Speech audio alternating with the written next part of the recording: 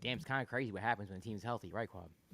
Well, I don't know what you're talking about. I just I don't That's know. not a shot at That's not a shot at the Pacers. That's going to be taken as a shot at the Pacers, but it's not a shot at the Pacers. The Cavs are a different team. They look different when they're healthy, yes, but that's yeah, duh. That's a duh statement. Like I'm just obviously, saying. I'm just saying. but There's a reason why we chose the Cavs. That's all I'm saying. still, but there's also a bunch of other factors. Let's get into it. Let's Yeah. go to the box score. Let's go to the box score. The Cavs beat the Pacers 126 to 104.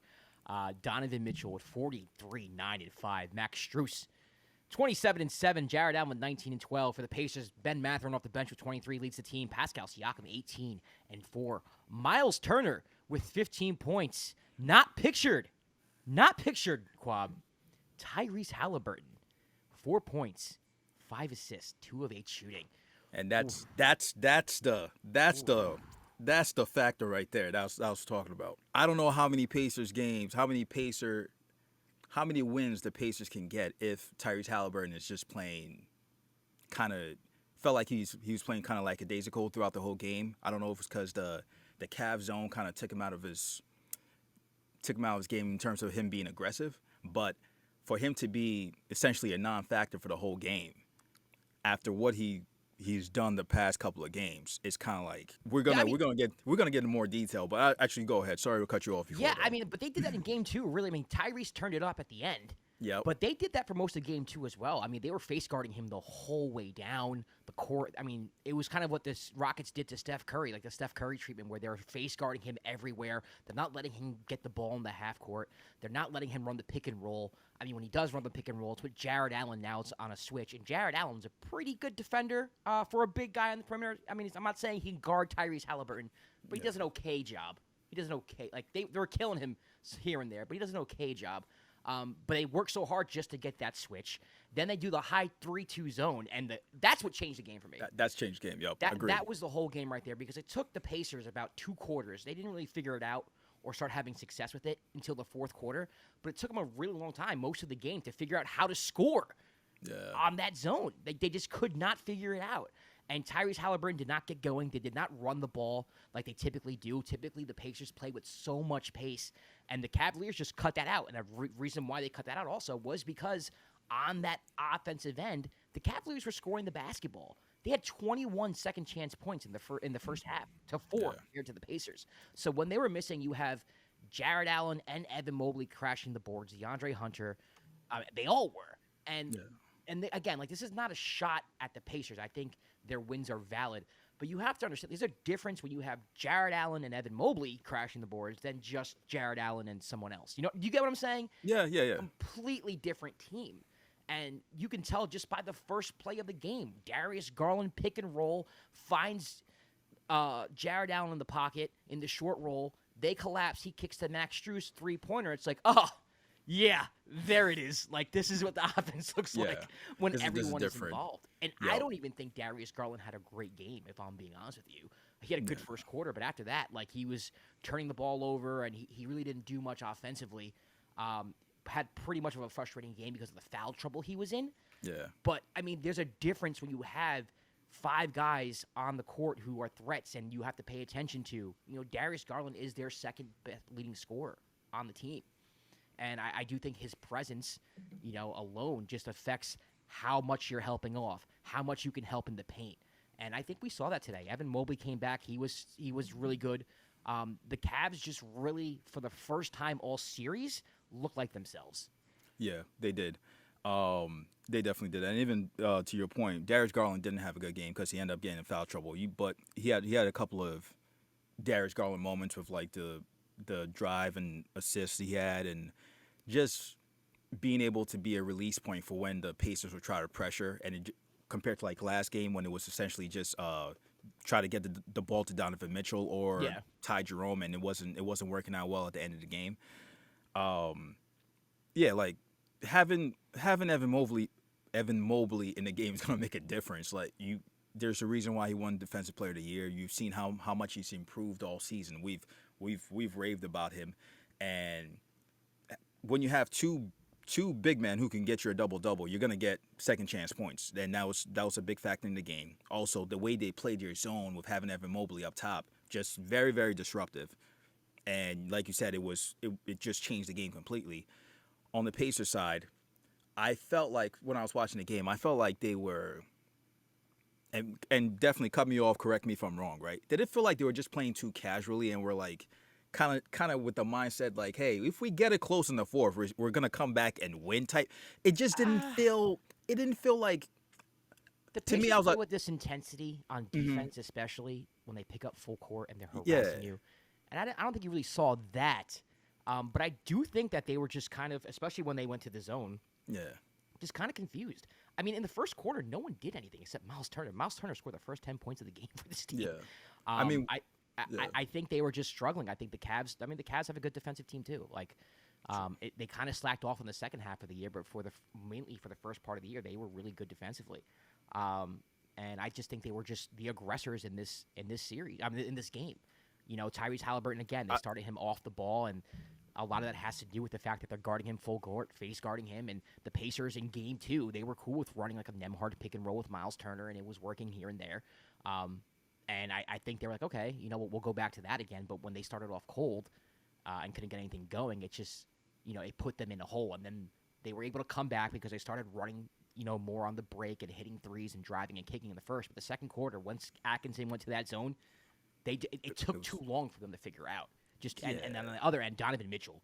I don't know how we haven't mentioned Donovan Mitchell. I mean, we're gonna again another 40-point game again. Yeah, and, I mean, he was just sensational.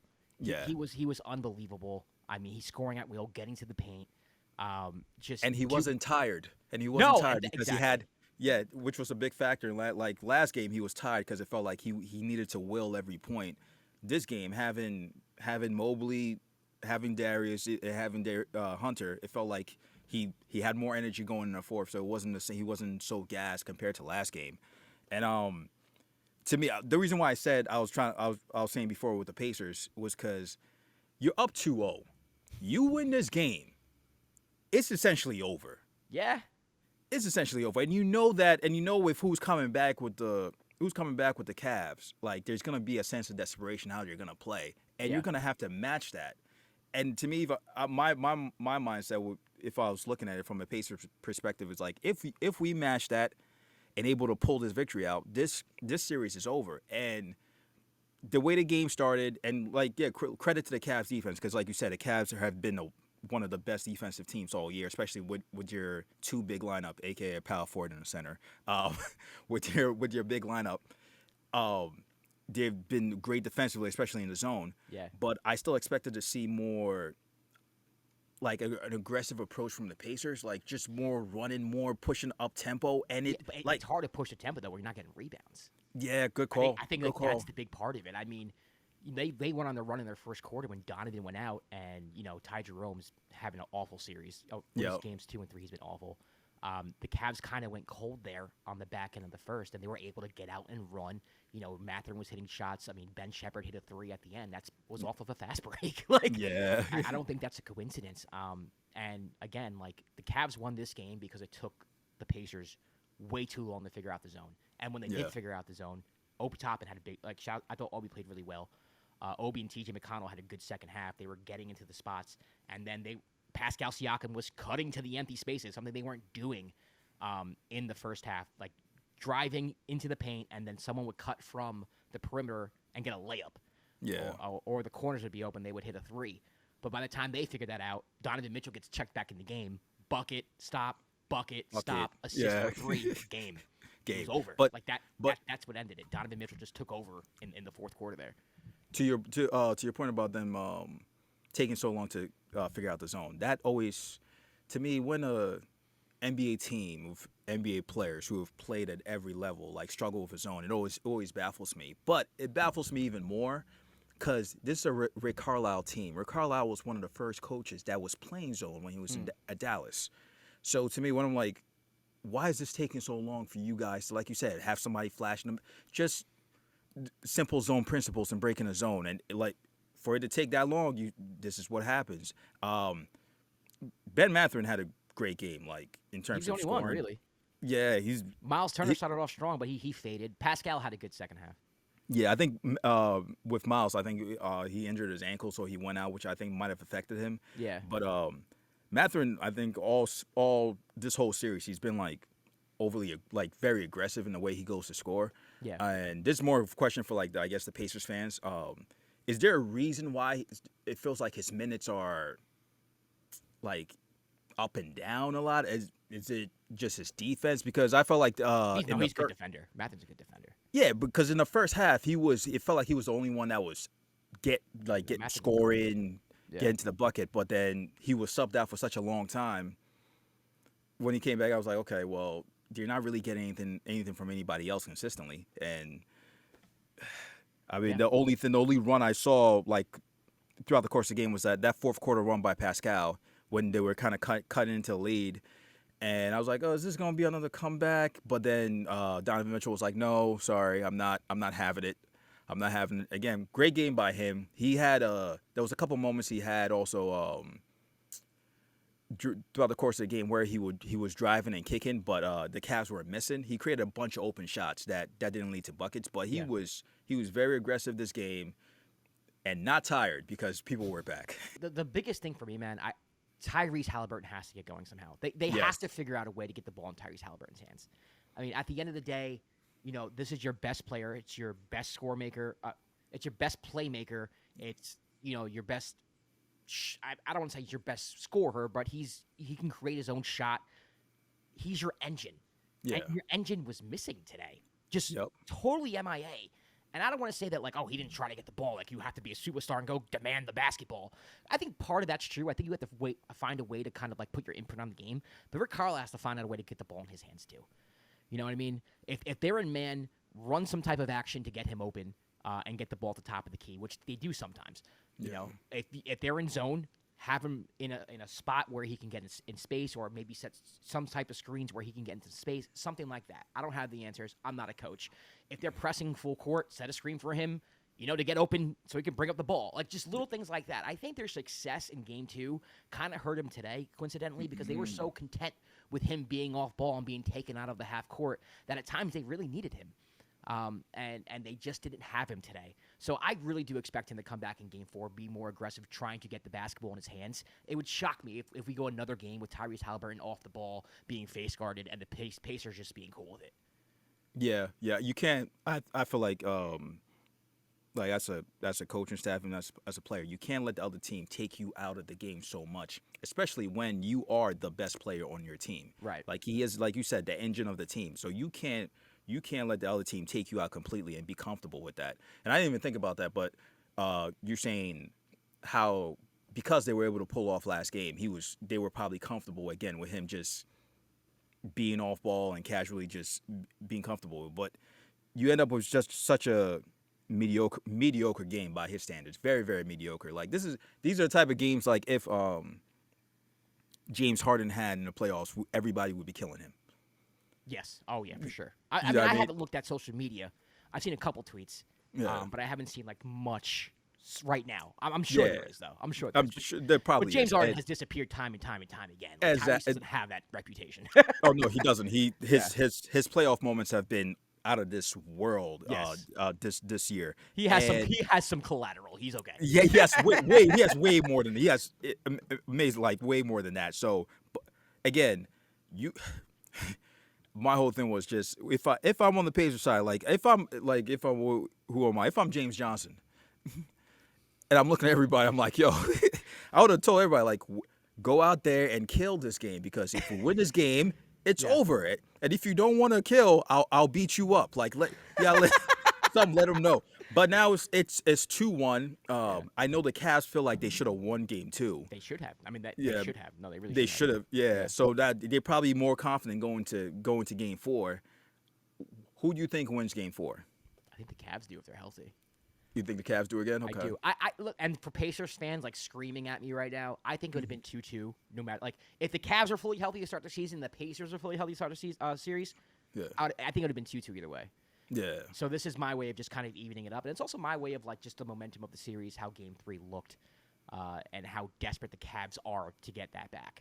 I think it's going to be a closer game. I don't think it's going to be a 20-point game. But I do think the Cavs are come back and win Game 4, and I do think that we're going to have a very, very important Game 5 in Cleveland. What do you think? Yeah, I agree with you. I can see that happening. Because I just didn't like how the Pacers came out today. I think they might come out desperate next game, but I also think the Cavs will too because they don't want to be down 3-1. Again, that just feels like you're out the series. A lot of Pacers fans talked about how the Pacers are really, really good at home. Yeah. And that was something like I know a lot. I kept seeing a lot of people mention like the Pacers are a really, really good home team, and I didn't see it today. Like I'm like you guys are a better road team if this is how you guys are gonna play. So yeah, I maybe I could see the Cavs win the next game and then a very, very important Game 5. I'm all for more basketball. So Yeah, like I have a let's neutral this go party. 7, baby. I want more Let's wheel this basketball. to 7. Yeah, like more big moments. These playoffs have been great. So more basketball. All right, well, that's going to do it. The Cavs beat the Pacers 126-104 to shorten to make the deficit 2-1. I don't know why that was such an awkward thing to say for me. To cut the Pacers leading the series to 2-1. Yeah. Kwab and I will be back.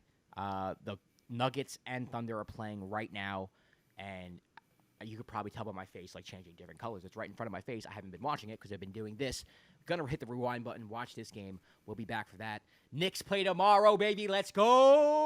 Oh, they do? Oh, okay. That's cool, I guess. And then the Wolves Warriors, which we haven't done a recap yet just because of schedule things. Yeah. So stay tuned for that. Thanks for watching. We'll see you next time for another recap of Dime. Peace.